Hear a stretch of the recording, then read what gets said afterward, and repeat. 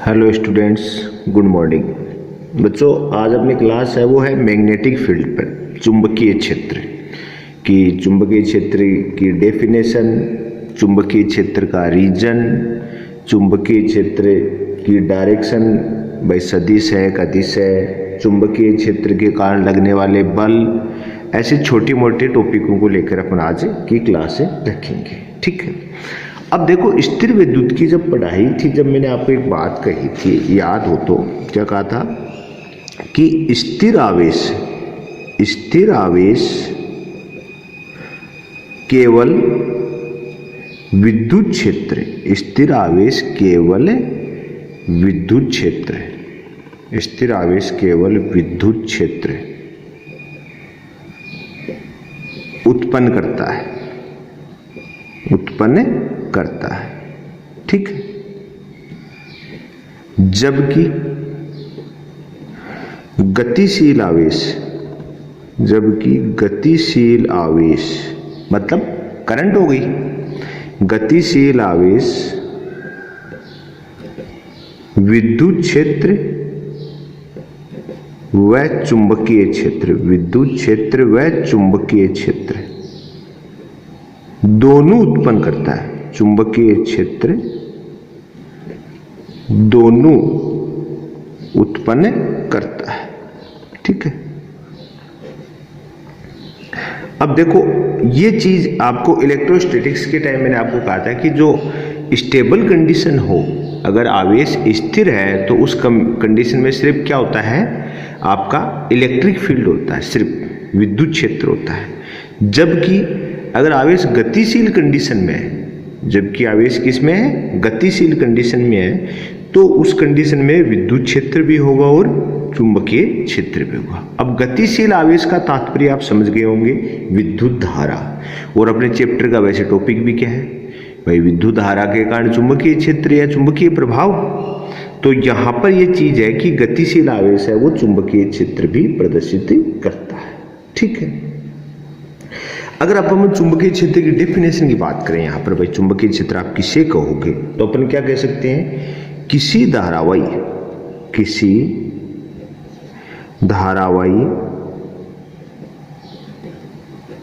कार्य समझ गए, जिसमें करंट फ्लो हो रही है, किसी धारावाही चालक अथवा चुंबक के चारों ओर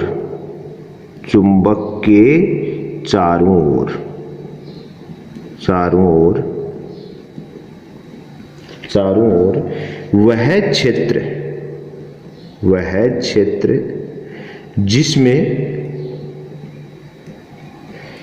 जिसमें चुंबकीय प्रभाव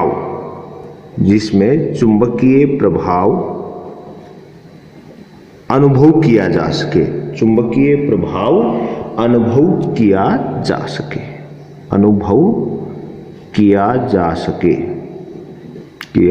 सके, उसको क्या कहेंगे, चुंबकीय क्षेत्र कहते हैं या चुंबकीय क्षेत्र कहलाता है। एक ही बात है। अब देखो ये चीज क्या हुई, चुंबकीय क्षेत्र कहलाता है।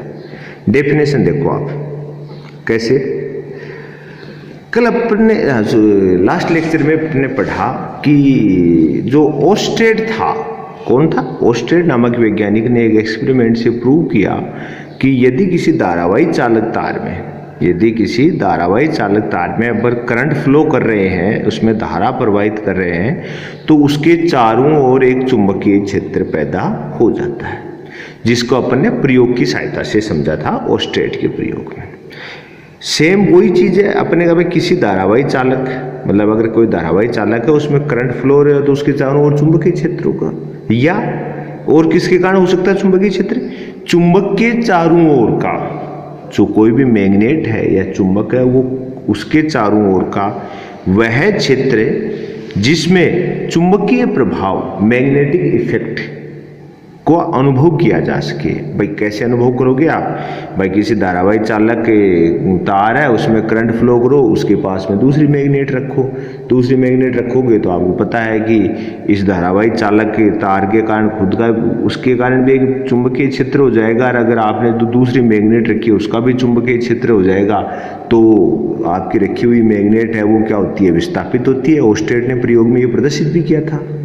तो ये एक सिंपल सी डिफिनेशन है कि किसी भी धारावाही चालक अथवा चुंबक के चारों ओर का वह क्षेत्र जिसमें चुंबकीय प्रभाव को अनुभव किया जा सके। ठीक है ना? अच्छा, और क्या होता है चुंबकीय क्षेत्र में? चुंबकीय क्षेत्र एक सदिश राशि है। मोस्ट बात है, याद रहना चाहिए। चुंबकीय क्षेत्र एक सदिश राशि है। ठीक है, अब सदिश राशि है, सदिश राशि है, और इसे किसे निरूपित करते हैं? बी वेक्टर से। इसे बी वेक्टर से, बी सदिश से निरूपित किया जाता है, निरूपित किया जाता है। ठीक है, विद्युत क्षेत्र भी सदिश राशि था, याद हो तो आप। और विद्युत क्षेत्र की डायरेक्शन क्या आती है? हमेशा प्लस से माइनस की ओर। तो यहां पर चुंबकीय क्षेत्र भी एक सदिश राशि है और इसे बी वेक्टर से करते हैं। ठीक है, हाँ, डायरेक्शन निकालने का तरीके मैं बाद में बताऊंगा। आप सदिश है तो कुछ दिशा क्या होती है वो बाद की बातें हैं। ठीक है, चुंबकीय क्षेत्र, चुंबकीय क्षेत्र में, चुंबकीय क्षेत्र पर में तो की बजाय क्या आएगा? पर अध्यारोपण सिद्धांत, अध्यारोपण सिद्धांत लागू होता है। अध्यारोपण सिद्धांत ध्यान होगा, अपन शुरुआत से पढ़ रहे। सिद्धांत लागू होता है। क्या होता है अध्यारोपण सिद्धांत? अध्यारोपण सिद्धांत कहता है कि यदि सदिश राशि है तो अपने परिणामी मान ज्ञात करने के लिए क्या करते हैं? सदिश योग। और अदिश राशि होती तो अपन कौन सा योग करते हैं? बीजगणितीय योग। तो चुंबकीय क्षेत्र क्या है? सदिश राशि है। तो अगर अपन किसी भी निकाय में या किसी एक पर्टिकुलर एरिया के अंदर अगर विभिन्न चुंबकीय क्षेत्र उपस्थित है और उस निकाय में अगर अपने को परिणामी चुंबकीय क्षेत्र ज्ञात करना होगा तो क्या करेंगे अपन? कि उसमें उपस्थित चुंबकीय क्षेत्रों का क्या करेंगे? सदिश योग करेंगे।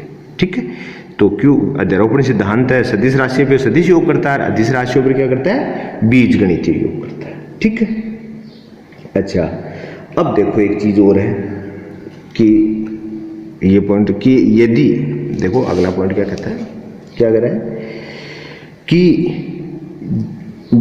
यदि या फिर जब कोई आवेश, छोटी छोटी बातें बता रहा हूं आपको, ध्यान रख रहे हैं कि चैप्टर की अभी अपने एक तरह यूं कह सकते हो कि अपन फंडामेंटल तैयार कर रहे हैं चैप्टर पढ़ने के लिए। अपने इन सब चीजें बहुत काम में आएगी। तो क्या है कि जब कोई आवेश किसी चुंबकीय क्षेत्र में, जब कोई आवेश किसी चुंबकीय क्षेत्र में, चुंबकीय क्षेत्र में गति करे, चुंबकीय क्षेत्र में गति करता है, तो आवेश पर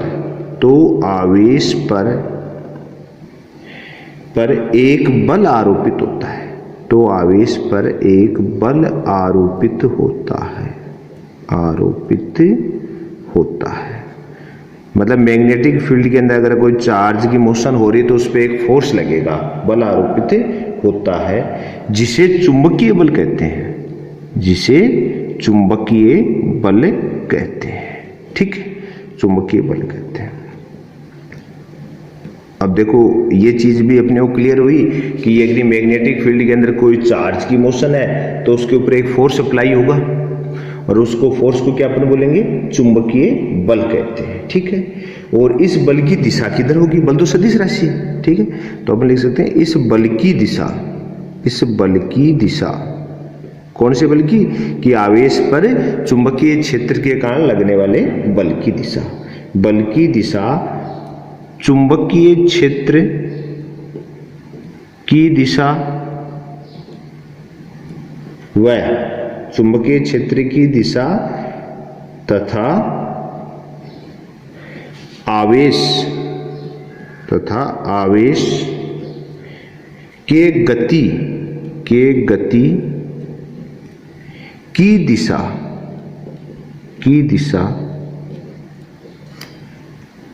दोनों के लंबवत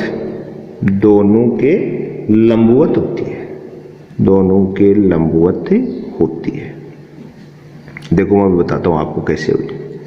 अपन कह रहे हैं कि अगर कोई मैग्नेटिक फील्ड है और उसमें कोई चार्ज की मोशन है, अगर उसमें चार्ज की मोशन, तो उस पर जो एक फोर्स लगेगा, मैग्नेटिक फोर्स, चुंबकीय बल, तो उस बल का मान क्या होता तो अपन पता अभी बात करेंगे। लेकिन अपन कह रहे हैं कि उस पर लगने वाले जो बल है उसकी दिशा, क्योंकि बल तो एक सदिश राशि है, उसकी दिशा क्या बता रहे हैं अपन कह रहे हैं उस पर लग रहा है, उस पर की दिशा चुंबकीय क्षेत्र की दिशा, उसकी दिशा है वो क्या होगी, चुंबकीय क्षेत्र की दिशा और आवेश की गति की दिशा दोनों के लंबवत। जैसे मान लो चुंबकीय क्षेत्र x दिशा में है, आवेश की गति है वो y दिशा में है, तो बल कौन से में लग जाएगा, z में। इन दोनों के लंबवत भाग नहीं हुआ, तो ये स्थिति कहना चाहता है। ठीक है, अब देखो उस बल का मान क्या होता है, अपन यहाँ पे सोल्व करके देखिए। अपन कहेंगे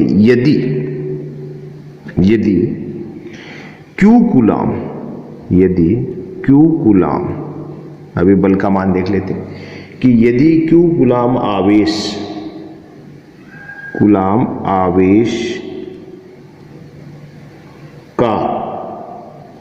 का आवेशित कण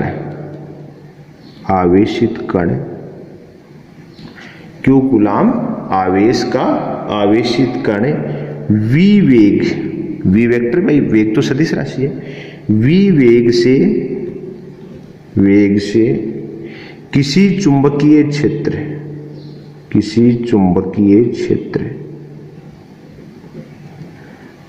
को किससे निरूपित करते हैं, b वेक्टर से।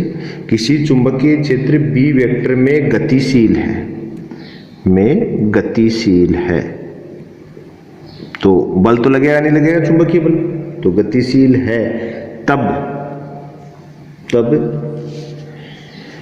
विद्युत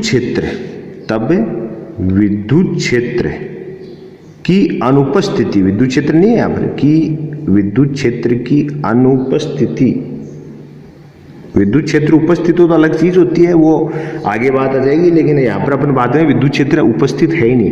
विद्युत क्षेत्र की अनुपस्थिति में आवेशित कण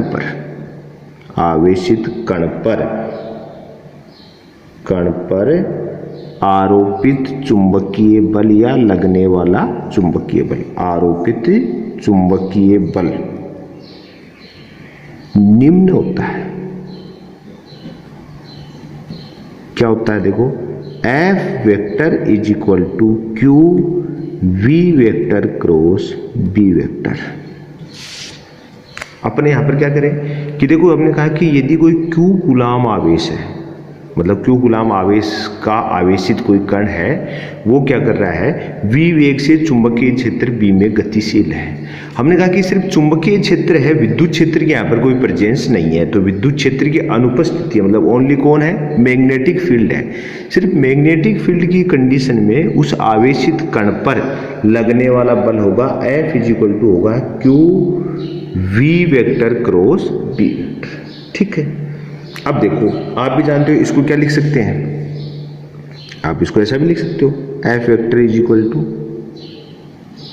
Q V B sine theta, भाई सदिश गुणा है ना, तो अपन इसको Q V B sine theta भी लिख सकते हैं। ठीक है, अब अपन कहते हैं कि यदि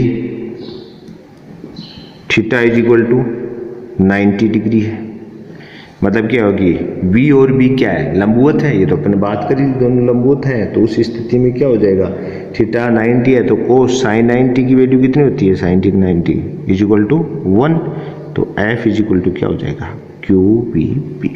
ठीक है, तो ये तो कंडीशन की बात है, अगर ये आपने थीटा जीरो ले लेते तो फोर्स की वैल्यू क्या हो जाती है, 0। ठीक है, अब देखो यहाँ पर बात करें अपन ने कह दिया कि अब अपने पास आ गया कि F इज इक्वल टू क्या आ गया, Q V B। अब यहाँ से चुंबकीय क्षेत्र की बात करें तो B इज इक्वल टू क्या हो जाएगा, F upon Q Q V, हुआ कि नहीं हुआ? डेफिनेशन एक और बन सकती है, बड़े। तो देखो यहाँ पर चुंबकीय क्षेत्र का मात्रक, देखो मात्रक बनते हैं, मात्रक एफ का मात्रक क्या होता है? न्यूटन। आवेश का मात्रक क्या होता है? कूलाम। और v कौन है? वेलोसिटी। तो वेलोसिटी का मात्रक क्या होता है? मीटर पर सेकंड। तो मात्रक क्या बन गया? देखो न्यूटन, न्यूटन अपॉन, अब देखो यहां से कूलाम अपॉन सेकंड को क्या लिख सकते हैं अपने? एम्पियर लिख सकते हैं ना। तो इसको हम ऐसा लिख सकते हैं, मीटर एम्पियर। मात्रक ये देखो तैयार है। कैसे लिखे आप बता सकते हो? क्योंकि देखो coulomb upon second is equal to क्या होता है? एम्पियर। तो ये मात्रक तैयार हो गया। तो अपने यहाँ से मात्रक भी बन गया कि क्या बना मात्रक? कि ये फॉर्मूले से बन गया ना, B is equal to F upon Q V. तो एफ का मात्रक न्यूटन, क्यू का मात्रक कूलाम, वी का मात्रक हो गया मीटर पर सेकंड। और आप भी जानते हो कूलाम अपॉन सेकंड को अपने एम्पियर लिख सकते हैं। तो इसका मात्रक newton upon metre into ampere भी हो सकता है, ऐसा भी लिख सकते हैं। ठीक है। हाँ, इसका एक ऐसा ही मात्रक और होता है। क्या होता है? ऐसा ही मात्रक। अब देखो ऐसा ही मात्रक जो होता है वो और होता है, तो हम इसका ऐसा ही मात्रक, चुंबकीय क्षेत्र का ऐसा ही मात्रक है, वो क्या होता है? टेस्ला। ऐसा ही मात्रक क्या होता है इसका? टेस्ला। ध्यान रखिएगा, चुंबकीय क्षेत्र का ऐसा ही मात्रक क्या होता है? टेस्ला। ठीक है। अब देखो आप और इसकी डेफिनेशन करना चाहो तो अपन और भी इसको आगे और सोल्व करना चाहें तो आगे और सोल्व करें। तो देखो कैसे आ जाएगा सॉल्यूशन। देखिए आप, अपन कहते हैं यदि, देखो क्या अपन कहते हैं कि यदि Q is equal to 1 coulomb, और क्या ले लें? V is equal to 1 metre पर सेकंड, तो ठीक है, और तथा F is equal to 1 newton, F is equal to 1 newton, तो B is equal to 1 tesla. अब देखो ये तो कोई मतलब एक टेस्ला की डेफिनेशन करने की बात है कि अपने पास ये फॉर्मूला अपन कहते हैं कि F is equal to 1 newton, Q is equal to 1 coulomb और V is equal to 1 metre square. तो आप भी जानते हो इस टोटल की वैल्यू क्या आ गई? 1, और इसका मात्रक क्या है? टेस्ला। तो B इज इक्वल टू क्या आ जाएगा? 1 टेस्ला। ठीक है, 1 टेस्ला आ गया। अगर आप इसको डेफिनेशन के रूप में लिखना चाहें तो डेफिनेशन के रूप में क्या हो जाएगा कि यदि एक कूलाम आवेश को किसी चुंबकीय क्षेत्र के लंबवत 1 मीटर प्रति सेकंड है, तो अपन लिख रहे हैं कि यदि एक कूलाम आवेश, अगर अपन डेफिनेशन देना चाहें एक इसकी टेस्ला की, तो यदि एक कूलाम आवेश किसी चुंबकीय क्षेत्र